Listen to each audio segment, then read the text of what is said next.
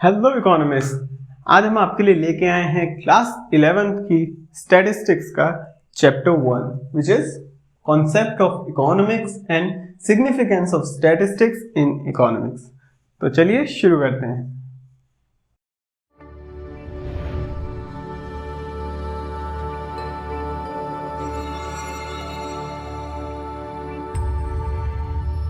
Welcome back economist. तो चलिए शुरू करते हैं कुछ बेसिक डेफिनेशंस के साथ। अगर आपने हमारे चैनल को सब्सक्राइब नहीं किया है तो पहले चैनल सब्सक्राइब कर लीजिए और वीडियो अच्छा लगे तो प्लीज़ हमें लाइक दीजिए, जिससे हमें थोड़ा मोटिवेशन मिले और हम आपके लिए ऐसे ही अच्छे लेक्चर्स लेकर आएँ। तो हमारी फर्स्ट डेफिनेशन है मार्शल्स इकोनॉमिक डेफिनेशन। तो मार्शल ने इकोनॉमिक्स की डेफिनेशन में कहा है, economics is the study of Mankind in the ordinary business of life. तो यहाँ पे हमारे दो कीवर्ड्स हैं, एक तो है मैनकाइंड और दूसरा है ऑर्डिनरी बिजनेस ऑफ लाइफ। तो यहाँ पे मैनकाइंड से हमारा क्या मतलब है? मैनकाइंड से हमारा मतलब है सोशल ह्यूमन। सोशल ह्यूमन एक ऐसा व्यक्ति जो हमारे समाज में रहता हो, सोसाइटी में रहता हो, वो इकोनॉमिक्स की डेफिनेशन में एक इंपॉर्टेंट एलिमेंट है। दूसरा ऑर्डिनरी बिजनेस ऑफ लाइफ। अब ऑर्डिनरी बिजनेस ऑफ लाइफ का मतलब क्या है? ऑर्डिनरी बिजनेस ऑफ लाइफ का मतलब है earning and spending. Ordinary business of life कौन कौन से हैं? दो हैं, एक तो है अर्निंग और दूसरा है स्पेंडिंग। ठीक है, अर्निंग एंड स्पेंडिंग। तो economics is the study of Mankind in the ordinary business of life. Economics एक सोशल ह्यूमन को स्टडी करता है जो अपनी अर्निंग और स्पेंडिंग की एक्टिविटीज में इंडल्ज है। नेक्स्ट डेफिनेशन है हमारे पास Robbins definition of economics. Robbins क्या कहते हैं? It is a science that studies human behaviour as a relationship between ends and scarce means which have alternative uses. इसको समझते हैं। यहाँ पे दो कीवर्ड्स हैं, एंड्स एंड स्कैर्स मीन्स। तो एंड्स का मतलब क्या है? एंड्स तो हो गई हमारी वांट्स, और हमारी वांट्स कैसी हैं? First, they are unlimited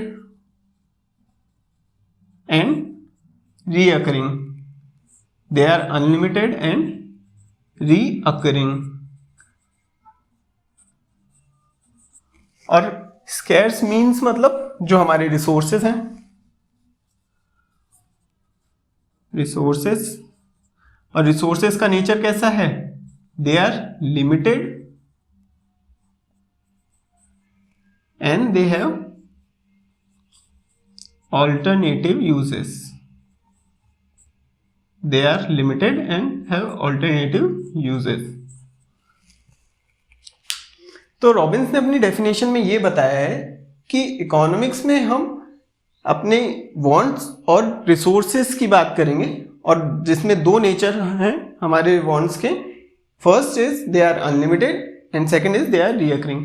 unlimited wants का मतलब ये होता है कि लेट्स सपोज कि मुझे अपनी बर्थडे की पार्टी रखनी है। अब उस बर्थडे पार्टी का मेन्यू डिसाइड करना है, तो मेरी इच्छा करती है कि मैं इसमें ये भी रखूँ, वो भी रखूँ, पनीर भी रखूँ, छोले भी रखूँ, सब कुछ रख लूँ। लेकिन यहाँ पे हमारी हमारे जो रिसोर्सेस हैं, यानी कि जो अमाउंट हमारे पास है, जो बजट हमारे पास है, वो लिमिटेड है। और लिमिटेड होने के साथ उसके ऑल्टरनेटिव यूजेस हैं, यानी कि हम उन पैसों से या तो पनीर ऑर्डर कर सकते हैं, या फिर छोले ऑर्डर कर सकते हैं, या फिर पिज़्ज़ा ऑर्डर कर सकते हैं, कुछ भी। नेक्स्ट इज हमारी जो वांट्स हैं वो अनलिमिटेड होने के साथ रीअकरिंग भी हैं। फॉर एग्जाम्पल, इस साल हमने एक ऐसी जगह पार्टी रखी है जो थोड़ी कम अच्छी है, तो नेक्स्ट ईयर हमारी इच्छा होगी कि हम इससे अच्छी जगह पार्टी देंगे। ठीक है, तो इसी तरीके से जो हमारी वांट्स हैं वो अनलिमिटेड और रीअकरिंग है, और रिसोर्सेज जो हैं वो लिमिटेड और ऑल्टरनेटिव यूजेस हैं उनके। तो फिर से इस डेफिनेशन को पढ़ते हैं। It is a science that studies human behaviour as a relationship between ends and scarce means which have alternative uses. इन दोनों डेफिनेशंस को पढ़ के और समझ के अगर एक क्रक्स की बात करें कि इकोनॉमिक्स क्या है, तो हम कह सकते हैं कि economics is the study of economic problems that we must confront owing to the fact that our means or resources are scarce in relation to our wants and have alternative uses. यहाँ पे economic problems की जो बात कर रहे हैं वो कौन सी प्रॉब्लम है? वो प्रॉब्लम यही है कि हमारे जो वांट्स हैं वो अनलिमिटेड और रीअकरिंग हैं और रिसोर्सेज लिमिटेड और अल्टरनेटिव यूजेस हैं उनके। यही हमारी इकोनॉमिक प्रॉब्लम होती है और इसी को इकोनॉमिक्स में हम डिस्कस करते हैं। Next we will discuss some other terms. So let's start with consumption. Consumption क्या होता है? जब भी हम किसी भी चीज को परचेज करते हैं और उसको यूज करते हैं टू सेटिस्फाई आवर वांट्स, तो उस प्रोसेस को हम कहते हैं कंजम्पशन। और जो भी कंजम्पशन करता है उसको हम कहते हैं कंज्यूमर। तो कंज्यूमर कंजम्पशन करता है। जब कंज्यूमर कंजम्पशन करता है तो उसकी जो इनकम होती है वो तो होती है फिक्स। इनकम होती है फिक्स और उसका गोल होता है वो अपनी फिक्स इनकम से अपना जो सेटिस्फेक्शन है, जो भी चीजें परचेज कर रहे हैं, तो बेस्ट चॉइस क्या होगी जो अपना सेटिस्फेक्शन है उसको मैक्सिमाइज करेगा। उसका गोल है मैक्सिमम सेटिस्फेक्शन अचीव करना। ठीक है। Next is production. जब एंटरप्रेन्योर्स कुछ रॉ मटेरियल्स को लेके उनसे कुछ फाइनल प्रोडक्ट्स बनाते हैं तो उस प्रोसेस को हम कहते हैं प्रोडक्शन। अब प्रोडक्शन कौन करता है? जो प्रोडक्शन करता है उसको हम कहते हैं प्रोड्यूसर।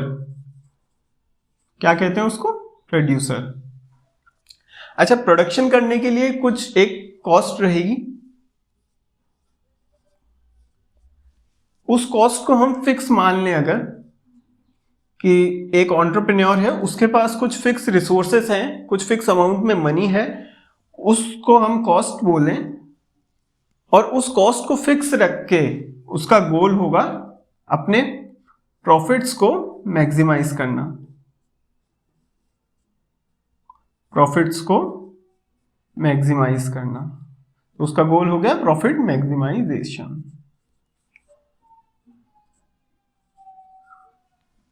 ठीक है। नेक्स्ट टर्म है हमारे पास डिस्ट्रीब्यूशन। डिस्ट्रीब्यूशन का मतलब ये होता है कि प्रोडक्शन से जो भी हमारे पास इनकम जनरेट हुई है, क्या जनरेट हुई है? इनकम। प्रोडक्शन से जो भी इनकम जनरेट हुई है वो किस तरह से इकोनॉमी में डिवाइड होनी चाहिए। अब एक इकोनॉमी में हमारे पास 4 इकोनॉमिक एजेंट्स होते हैं। कौन कौन से एजेंट होते हैं? Economic agent.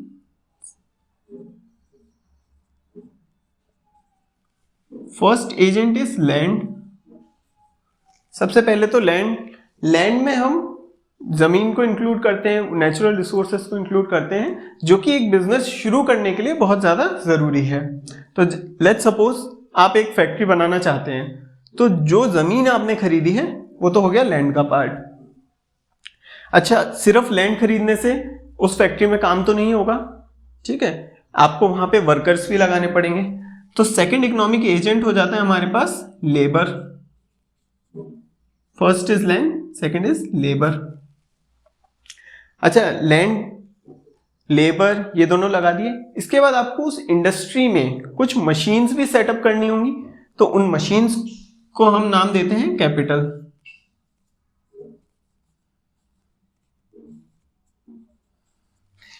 और ये तीनों चीजें जो सेटअप कर रहा है उसको हम कहते हैं एंटरप्रेन्योर। उसको हम कहते हैं एंटरप्रेन्योर। अब इन सभी में जो इनकम, इन सभी की जो इनकम है उसको भी हमने नाम दे रखा है। लैंड की इनकम क्या होगी? लैंड की इनकम होगी रेंट। लेबर की इनकम क्या होगी? लेबर की इनकम होगी वेजेस और सैलरी। कैपिटल की इनकम होगी इंटरेस्ट। कैपिटल पे हमें क्या मिलेगा? इंटरेस्ट मिलेगा। और एंटरप्रेन्योर को मिलेगा प्रॉफिट। एंटरप्रेन्योर को मिलेगा प्रॉफिट। जो भी इनकम जनरेट हुई उसमें रेंट, सैलरी और इंटरेस्ट पे करने के बाद जो कुछ भी बचेगा वो एंटरप्रेन्योर का प्रॉफिट हो जाएगा। नेक्स्ट टर्म आती है हमारे पास सेविंग। अच्छा, हमारे पास कुछ इनकम जनरेट हो गई, अब उस इनकम को हम कुछ पार्ट तो उसमें से कंज्यूम कर लेंगे, कुछ कंजम्पशन पे खर्चा करेंगे कि आपने घर खरीदा, गाड़ी खरीदी, फूड एक्सपेंडिचर हुआ। उसके बाद जो इनकम आपके पास लेफ्ट ओवर रहेगी उसको हम बोलते हैं सेविंग। उस सेविंग को हम ऐसे घर में तो नहीं रखेंगे, हम कहीं ना कहीं इन्वेस्ट कर देंगे, बैंक को दे देंगे, म्यूचुअल फंड में, स्टॉक मार्केट में इन्वेस्ट करेंगे। ठीक है, तो उस प्रोसेस को हमने कह दिया इन्वेस्टमेंट। नेक्स्ट टर्म हमारी हो गई इन्वेस्टमेंट। नेक्स्ट टर्म हमारे पास है economic activity. What is an economic activity? Transfer of goods and services in exchange of money. So transfer of goods और services, transfer of goods and services in exchange of money, उसको हम economic activity कहेंगे।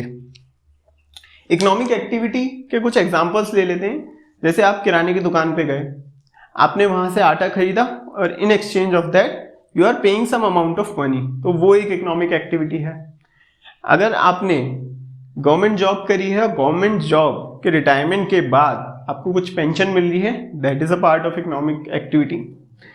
और कुछ ऐसी non economic activities के भी example ले लेते हैं। नॉन इकोनॉमिक एक्टिविटीज कौन सी हो जाएगी? जैसे old age pension. Old age pension आपको कब मिलेगी? जब आप ओल्ड हो और गवर्नमेंट की एक ऐसी स्कीम आती है कि जो भी लोग हैं जो 60 ईयर्स अबव हैं या फिर 65 ईयर्स अबव हैं, जो भी क्राइटेरिया है, उसके ऊपर के लोगों को गवर्नमेंट पेंशन देगी। तो वो कोई एक्सचेंज में उन्होंने कोई सर्विस नहीं दी है, कोई गुड्स नहीं दिए, जस्ट उनको पेंशन मिल रही है, तो वो नॉन इकोनॉमिक एक्टिविटी हो जाएगी। इसी तरह से अगर आपने कहीं कोई डोनेशन दिया है, कोई चैरिटी में दिया है, कोई ट्रस्ट में चैरिटी में कुछ पैसे दिए हैं, तो वो भी नॉन इकोनॉमिक एक्टिविटी का पार्ट होंगे, इकोनॉमिक एक्टिविटी का पार्ट नहीं होंगे। नेक्स्ट है हमारे पास economic problem. What is economic problem? जैसा थोड़ी देर पहले हमने डिस्कस भी किया था, इकोनॉमिक प्रॉब्लम वो प्रॉब्लम है कि हमारे जो मीन्स हैं या जो रिसोर्सेस हैं वो लिमिटेड हैं और हमारी जो वांट्स हैं वो अनलिमिटेड और रिकरिंग इन नेचर है। इसकी वजह से जो एक स्कैरसिटी की प्रॉब्लम हमें फेस करनी पड़ती है उसे ही हम इकोनॉमिक प्रॉब्लम कहते हैं और उसे ही प्रॉब्लम ऑफ चॉइस भी कहते हैं। प्रॉब्लम ऑफ चॉइस के ऊपर हमारा एक वीडियो भी हमने एक क्लास में अपलोड किया था, उसकी लिंक आपको आई बटन पे क्लिक करके मिल जाएगी। अगर आप इसको और डिटेल में पढ़ना चाहते हैं तो वहां से आप पढ़ सकते हैं। Next we will discuss what is statistics. Next topic is what is statistics. Statistics हम किसे कहते हैं, उसकी क्या डेफिनेशंस होती है, क्या टाइप्स होती है, let's discuss that. So statistics is nothing but the method of quantification of the facts and findings. जो भी कोई हमारा हमने कोई रिसर्च करी, जो भी मेथड्स लगाए, कुछ फैक्ट्स और फाइंडिंग्स हमारे पास आएंगी, उसको क्वांटिफाई करना ही स्टैटिस्टिक्स है। इसके दो टाइप्स भी होते हैं, दो तरह से हम स्टैटिस्टिक्स को डिफाइन करते हैं। First is plural sense, second is singular sense. तो पहले समझते हैं plural sense. Plural sense means information in terms of numbers. जब भी हम किसी इंफॉर्मेशन को नंबर्स में डिफाइन करते हैं तो वो प्लूरल सेंस का पार्ट है। और what is statistics in singular sense? It is the science of statistical methods. कौन कौन से methods? It refers to the method of collection, organisation, presentation, analysis and interpretation of quantitative data. अब इस चीज को याद रखने के लिए आपको एक चीज याद रखनी है शॉर्ट में, COPAI, कोपाई। आपको कोपाई से इस चीज को याद रखना है। Collection, organisation, presentation, analysis and interpretation. So it refers to the method of collection, organisation, presentation, analysis and interpretation. Next हम प्लूरल सेंस में स्टैटिस्टिक्स के क्या फीचर्स होते हैं और इसकी डेफिनेशन को और डिटेल में समझते हैं। Now let's discuss about some features of statistics in plural sense.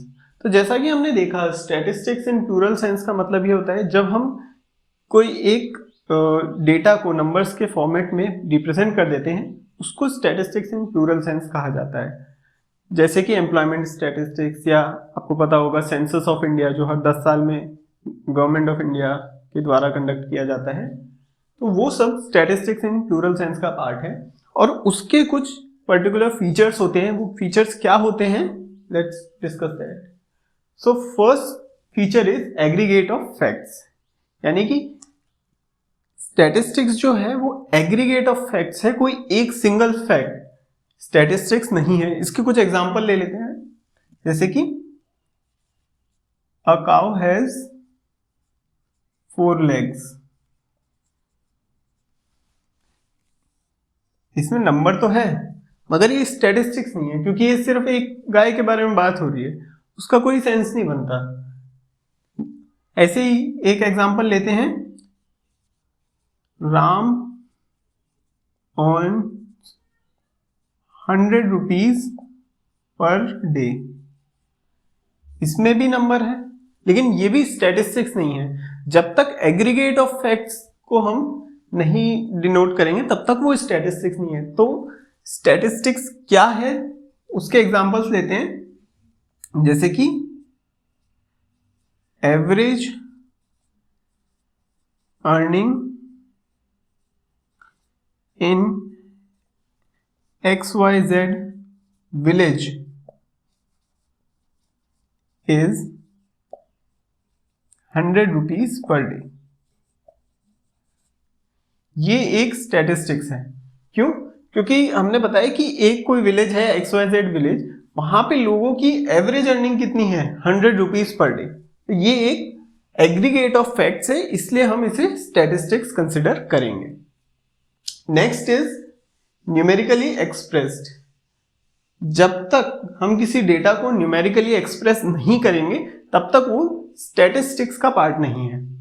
तो यहां इसको समझने के लिए जो डेटा है उसके टाइप्स को समझना पड़ेगा। डेटा के 2 टाइप्स होते हैं, एक तो होता है क्वांटिटेटिव डेटा, क्वांटिटेटिव डेटा, और एक होता है क्वालिटेटिव डेटा। क्वालिटेटिव डेटा जो स्टैटिस्टिक्स है वो सिर्फ क्वांटिटेटिव डेटा के साथ ही डील करती है। क्वांटिटेटिव डेटा जिसमें हम नंबर्स को इन्वॉल्व करते हैं, और क्वालिटेटिव डेटा जिसमें हम एट्रीब्यूट्स को रिप्रेजेंट करते हैं। फॉर एग्जाम्पल, आपने कोई एक मूवी देखी, अब आप उस मूवी को कैटेगराइज कर रहे हो गुड और बैड में, तो क्या इसमें कोई नंबर है? कोई नंबर नहीं है। आपने लेट्स सपोज आपने कहीं जाकर कुछ अच्छा सा खाना खाया, अब आप कह रहे हो कि हाँ ये चीज मैंने खाई और ये मुझे काफी अच्छी लगी, बट अच्छा होना इसमें तो कोई क्वांटिटेटिव नंबर नहीं है, कोई नंबर नहीं है, इसलिए हम इसको क्वालिटेटिव डेटा में कैटेगराइज करेंगे। क्योंकि डेटा तो है ही, हमने कहा कि कोई चीज अच्छी है खाने में, तो डेटा तो है ही, हमारे पास कुछ इंफॉर्मेशन तो आ रही है, मगर क्वांटिटेटिव डेटा नहीं है। तो स्टैटिस्टिक्स जो है सिर्फ क्वांटिटेटिव डेटा से ही डील करेगी, और क्वालिटेटिव डेटा को अगर हम स्टैटिस्टिक्स में डील करना चाहते हैं तो उससे पहले क्वालिटेटिव डेटा को पहले क्वांटिटेटिव डेटा में चेंज करना पड़ेगा। लेट्स सपोज कि आपने कोई मूवी देखी, और आपसे पूछा जाए कि on a scale of 10 how will you rate this movie, और आपने कहा 7, तो यहां पे मूवी कितनी अच्छी है उसको आपने नंबर्स में रिप्रेजेंट कर दिया, तो हम इसे क्वांटिटेटिव डेटा की कैटेगरी में रखेंगे, और फिर हम इसे स्टैटिस्टिक्स का पार्ट मान सकते हैं। और आगे इसके ऊपर जो भी ऑपरेशंस हमें करने हैं, मीन, मीडियन या मोड, एनीथिंग जो भी हम आगे पढ़ेंगे, तो हम इसे स्टैटिस्टिक्स का पार्ट मान लेंगे। सो स्टैटिस्टिक्स इन प्लूरल सेंस का एक फीचर होता है, it should be numerically expressed. Next is affected by multiplicity of causes. Next is affected by multiplicity of causes. फिर से एक एग्जांपल लेते हैं फार्मिंग का, या फिर फार्म प्रोडक्शन ले लेते हैं। फार्म प्रोडक्शन,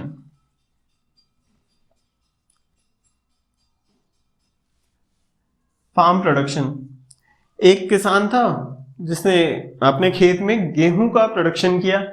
अब प्रोडक्शन हुआ लेट्स सपोज 10,000 kg। अब ये जो 10,000 kg का प्रोडक्शन हुआ है, इसके पीछे बहुत सारे फैक्टर्स रहे होंगे, जैसे कि फर्स्ट फैक्टर होगा हमारा रेनफॉल, क्योंकि रेनफॉल अच्छा हुआ इसलिए अच्छा प्रोडक्शन हुआ। नेक्स्ट फैक्टर आ जाता है हमारे पास फर्टिलाइजर,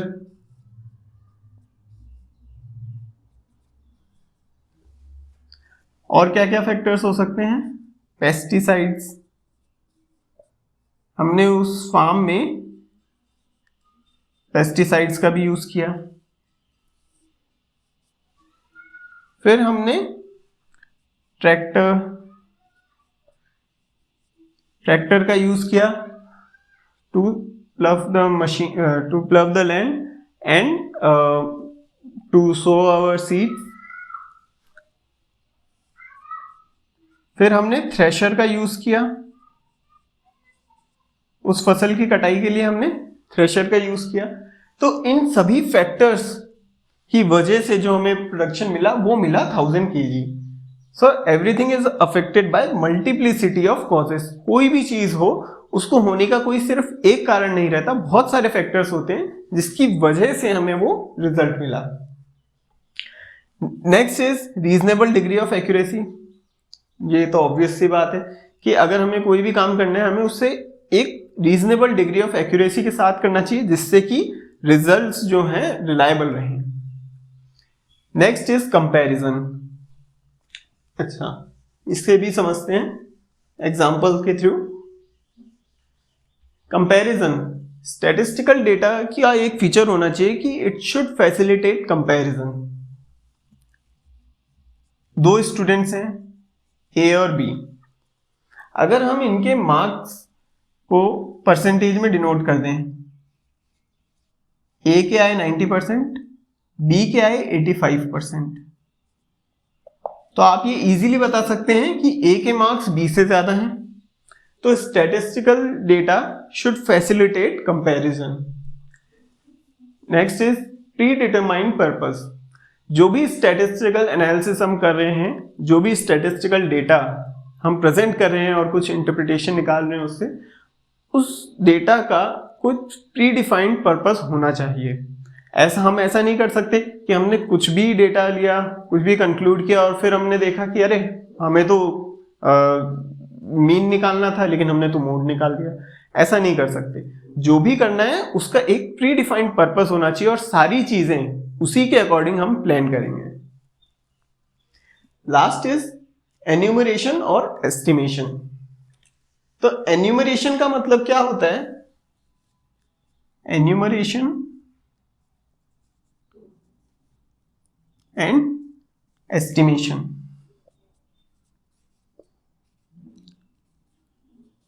इसे समझते हैं।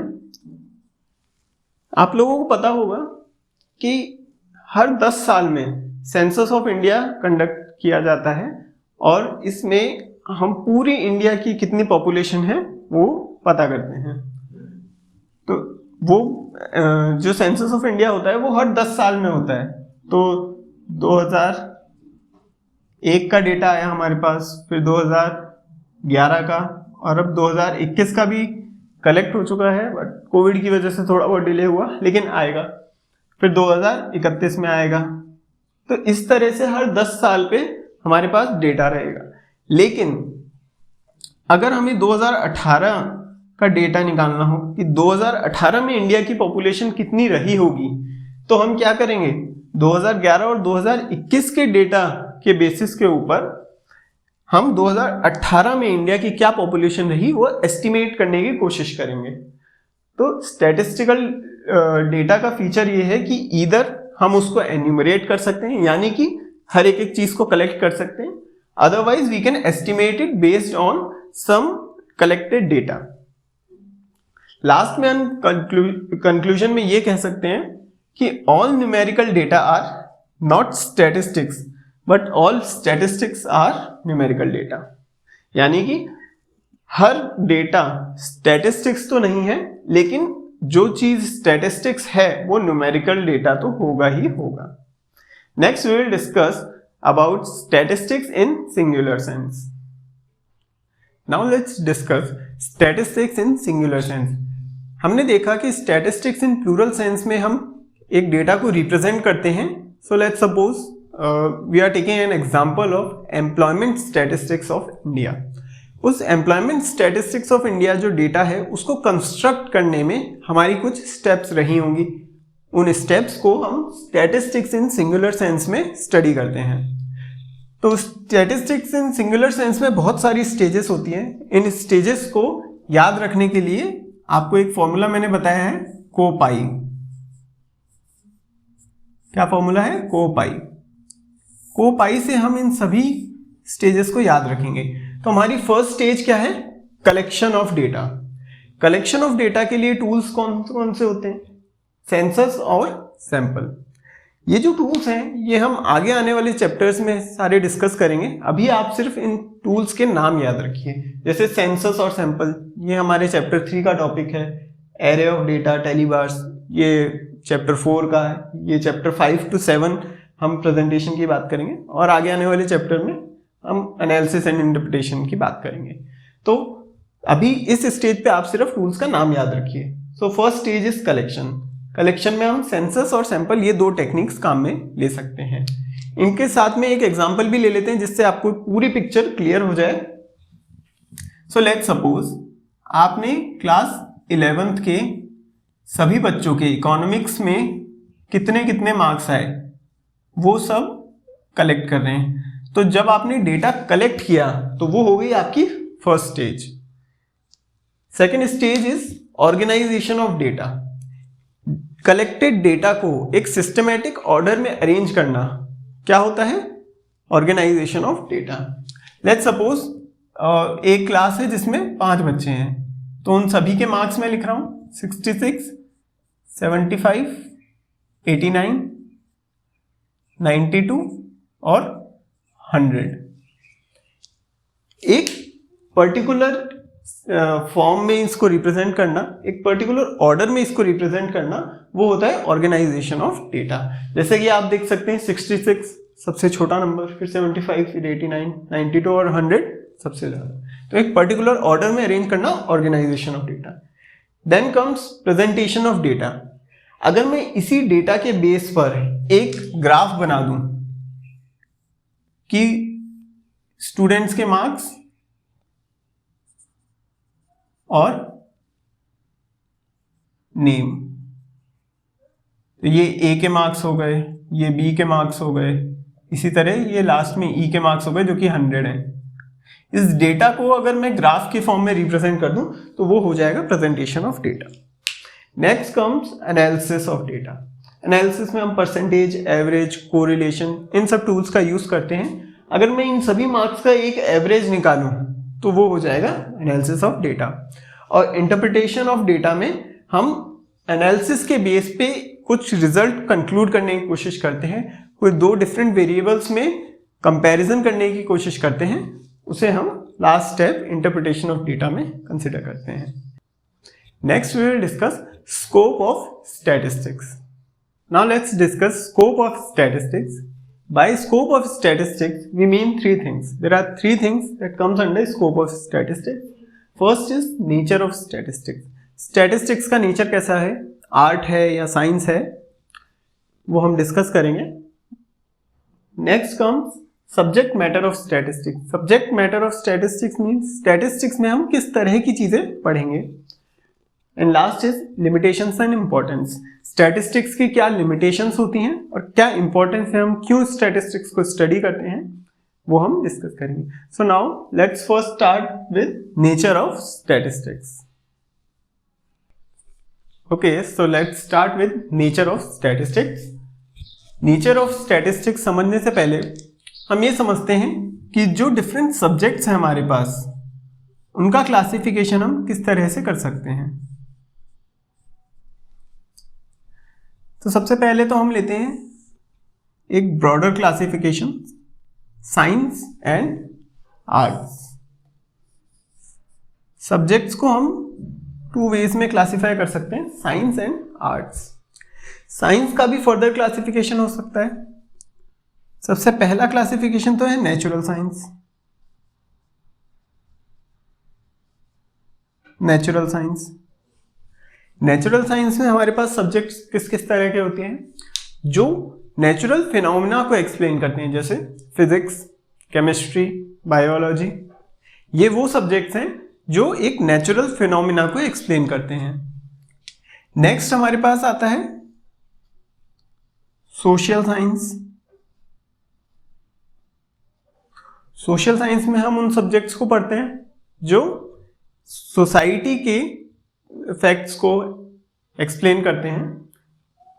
इसके एग्जाम्पल जैसे हिस्ट्री,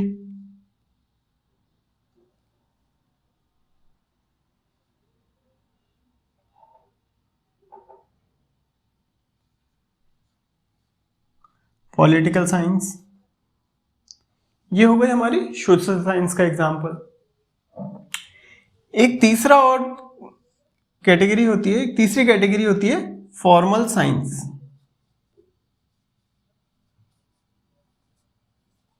फॉर्मल साइंस जैसे कि मैथमेटिक्स,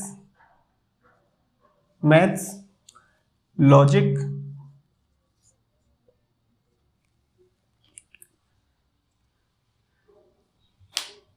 अब साइंस यहां पे इन सारे सब्जेक्ट्स को देख के साइंस हम किसे कहेंगे, जो भी एक सिस्टमैटिक स्टडी हो, जो कुछ फिनोमिना को एक्सप्लेन करे, उसे हम साइंस कहेंगे।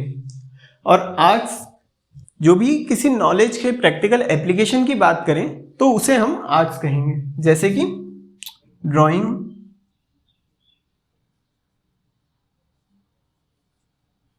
सिंगिंग,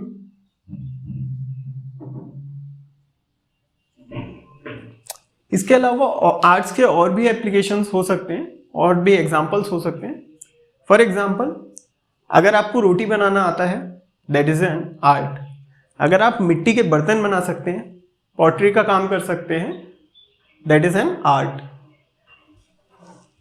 अब क्वेश्चन ये है कि स्टैटिस्टिक्स को हम किस कैटेगरी में रखेंगे। क्या स्टैटिस्टिक्स एक नेचुरल साइंस है, क्या ये एक सोशल साइंस है, या फॉर्मल साइंस है, या फिर आर्ट्स है। तो the point is, statistics maths का पार्ट हुआ करता था टिल 1940s 50s। स्टैटिस्टिक्स के बारे में हमें ये पता है कि पहली बार स्टैटिस्टिक्स का इनफॉर्मली ओरिजिन अगर हम देखना चाहें तो हिस्ट्री में अराउंड 1654 में ब्लेइस पास्कल ने पहली बार स्टैटिस्टिक्स को इंट्रोड्यूस किया था। उन्होंने एक कॉन्सेप्ट दिया था स्टैटिस्टिकल प्रोबेबिलिटी, जिसमें उन्होंने स्टैटिस्टिकल टेक्निक्स को डिस्कस किया था। फिर ओवर द इयर्स स्टैटिस्टिक्स अपने आप में काफ़ी एक ब्रॉड सब्जेक्ट के रूप में आया और अराउंड 1940s 50s में यूएस में पहली बार स्टैटिस्टिक्स को स्कूल के लेवल पे इंट्रोड्यूस किया 11th-12th में।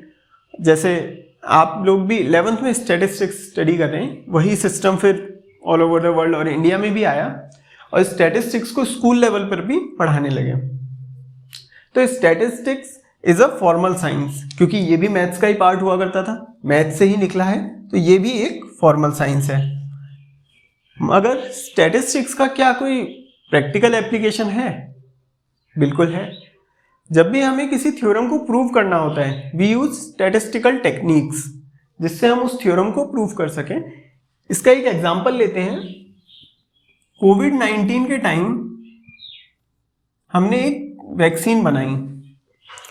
अब उस वैक्सीन को लेट्स सपोज हमने 10,000 लोगों के ऊपर टेस्ट किया, जिसमें से 8,000 के लिए वो वैक्सीन इफेक्टिव थी।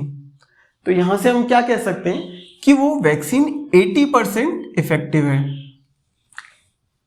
ठीक है, 80% इफेक्टिव है, तो हमने 80% जो निकाला है ये भी स्टैटिस्टिक्स का ही पार्ट है और स्टैटिस्टिक्स के प्रैक्टिकल एप्लीकेशन को शो करता है। तो यहां से हम कह सकते हैं कि statistics is a science as well as an art. Economics की बात करें तो इकोनॉमिक्स कौन सी कैटेगरी में आएगी? इकोनॉमिक्स आएगी सोशल साइंस में।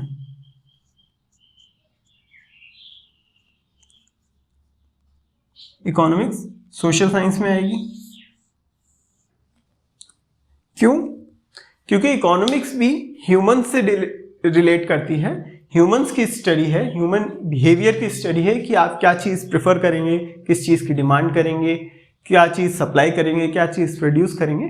तो इसलिए इकोनॉमिक्स को हम सोशल साइंस की कैटेगरी में रखते हैं। मगर इकोनॉमिक्स का कोई प्रैक्टिकल एप्लीकेशन हो सकता है? बिल्कुल हो सकता है। लेट्स सपोज मुझे स्टॉक मार्केट में कुछ इन्वेस्टमेंट करना है। I will use econometric tools जो मुझे कहाँ इन्वेस्ट करना है वो बताएंगे। तो मैं अपनी नॉलेज का प्रैक्टिकल एप्लीकेशन भी कर रहा हूं, इसलिए economics is also art. Let's discuss subject matter of statistics.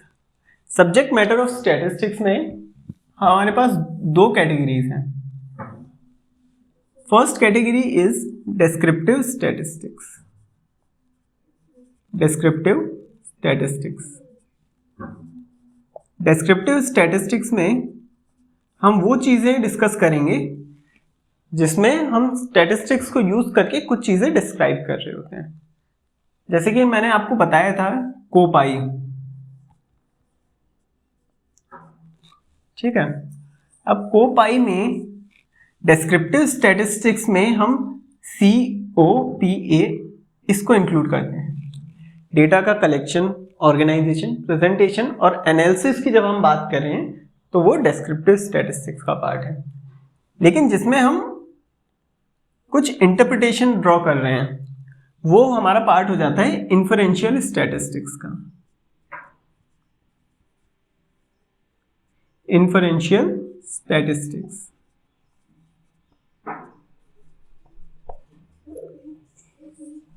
Inferential statistics में हम स्टैटिस्टिक्स के बेस पे कुछ रिजल्ट्स को ड्रॉ करने की कोशिश करते हैं। इन्फ्रेंस का मतलब होता है कंक्लूजन, ठीक है। और आप ऐसे भी याद रख सकते हैं आई से आई, ठीक है। Next we will discuss some limitations and importance of statistics. Okay, so this is our last topic, limitations and importance of statistics. So let's start with limitations. So first limitation of statistics is that it studies only numerical facts.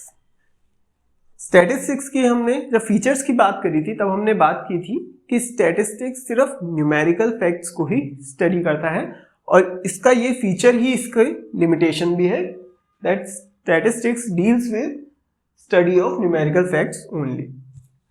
Now next is study of aggregates only. ये भी हमने statistics का features discuss करते time ये बात की थी। Ram earns 100 rupees per day is not a statistic.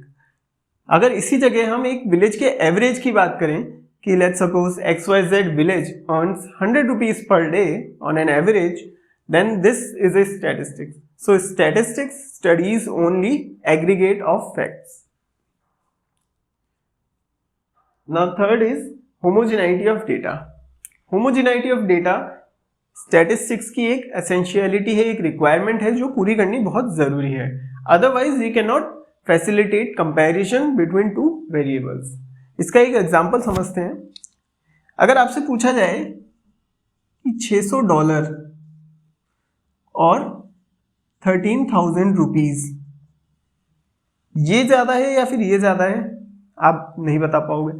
लेकिन अगर डॉलर और रुपीस में से किसी को चेंज कर दिया जाए, डॉलर को रुपीस में चेंज किया जाए या रुपीस को डॉलर में चेंज किया जाए, तो आप इजीली बता सकते हो कि ये ज्यादा है या फिर ये ज्यादा है। तो जो यूनिट है वो दोनों की सेम होनी चाहिए। It means homogeneity of data. Next is results are true only on an average. ये भी ऑब्वियस सी बात है। हमने ये कहा कि XYZ विलेज में जो एवरेज अर्निंग है वो है 100 रुपीज पर डे, बट इस विलेज में A भी रहता है, बी भी रहता है, सी भी रहता है और डी भी रहता है। अब एवरेज का मतलब ये तो नहीं है कि ए की अर्निंग भी 100 रुपीज़ है, बी की भी 100 है, सी की भी 100 और डी की भी 100, ऐसा तो नहीं है।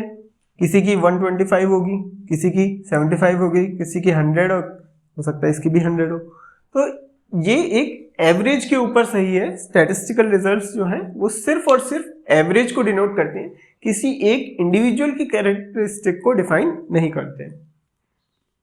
Next limitation is without reference statistics may prove to be wrong. इसका भी एक एग्जांपल लेते हैं। Let's suppose there are two companies A and B. A की एवरेज अर्निंग है 2000 और बी की एवरेज अर्निंग है 3000। ये भी 3 साल की अर्निंग है, ये भी 3 साल की अर्निंग।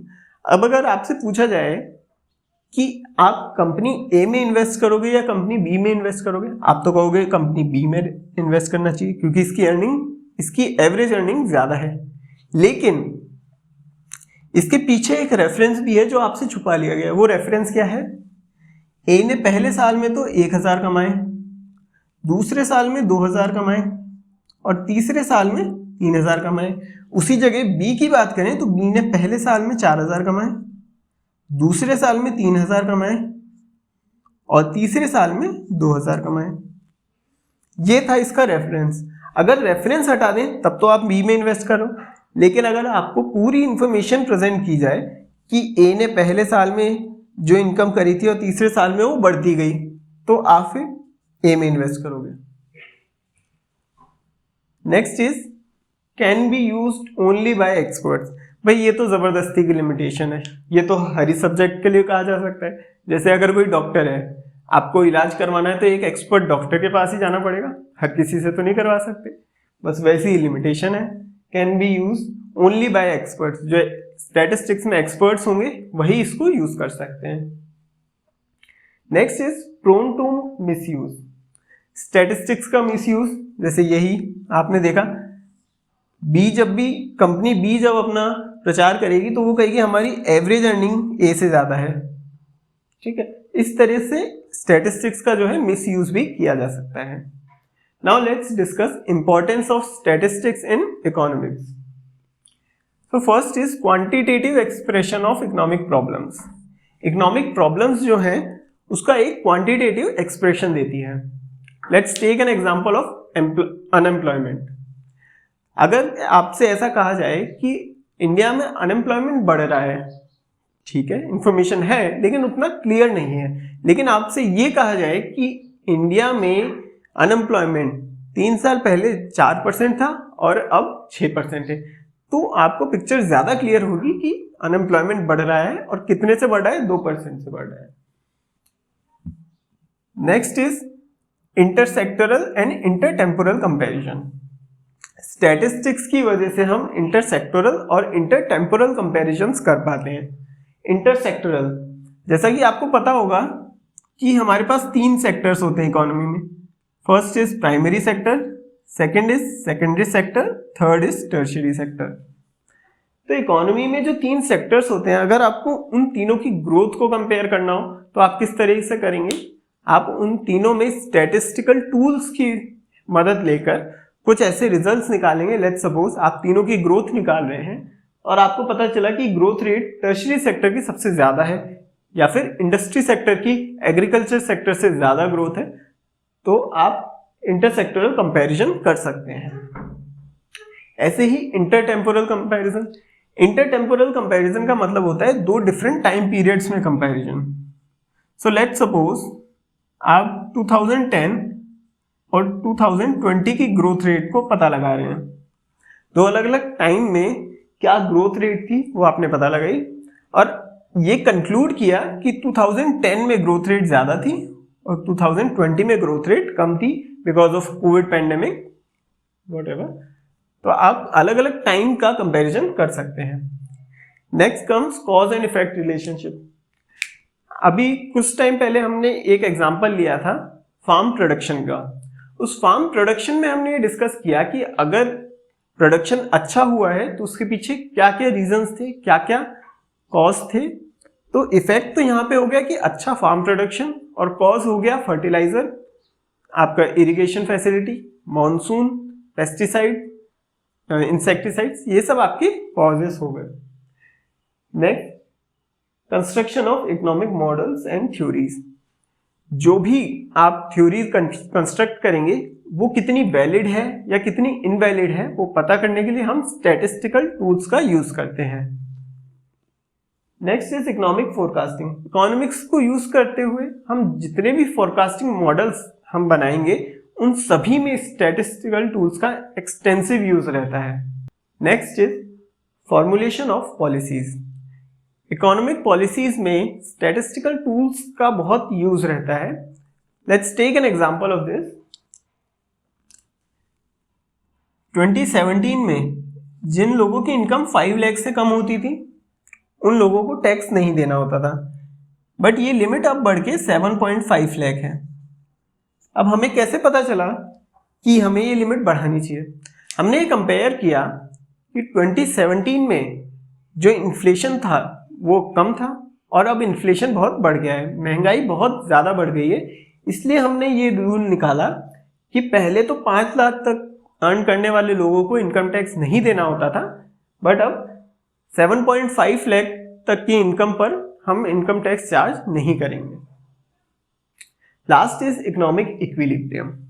क्या मतलब होता है इकोनॉमिक इक्विलिब्रियम का? इकोनॉमिक इक्विलिब्रियम का मतलब एक ऐसी कंडीशन जहां पे प्रोड्यूसर्स अपना प्रॉफिट मैक्सिमाइज कर रहे हैं, कंज्यूमर्स अपना सेटिस्फेक्शन मैक्सिमाइज कर रहे हैं, सोसाइटी का वेलफेयर मैक्सिमाइज है। इस तरह की कंडीशन हम इकोनॉमिक इक्विलिब्रियम में कंसिडर करते हैं। इस तरह की कंडीशन को हम इकोनॉमिक इक्विलिब्रियम कहते हैं और इकोनॉमिक इक्विलिब्रियम का पता हमें स्टैटिस्टिकल टूल्स की हेल्प से मिलता है। सो आज हमारा स्टैटिस्टिक्स का फर्स्ट चैप्टर फिनिश हो गया है। आगे ही हम इसी तरह से चैप्टर्स लेके आते रहेंगे, लेक्चर्स लेके आते रहेंगे, आप तक नोटिफिकेशन पहुंच जाए। इसलिए प्लीज़ हमारे चैनल को सब्सक्राइब कीजिए और बेल आइकन को प्रेस कीजिए। चैप्टर 1 के सभी नोट्स आपको हमारे टेलीग्राम चैनल से मिल जाएंगे। प्लीज़ हमारे टेलीग्राम चैनल को सब्सक्राइब कीजिए, जिसकी लिंक हमने नीचे डिस्क्रिप्शन में दे रखी है। और अगर आप हमसे ऑफलाइन कोचिंग पढ़ना चाहते हैं कॉमर्स की, तो हमारा ऑफलाइन सेंटर जयपुर में है, जिसके लिए गूगल फॉर्म्स आप सबमिट कर सकते हैं और अपना रजिस्ट्रेशन करवा सकते हैं। मिलते हैं आपसे अगले वीडियो में। Thank you very much.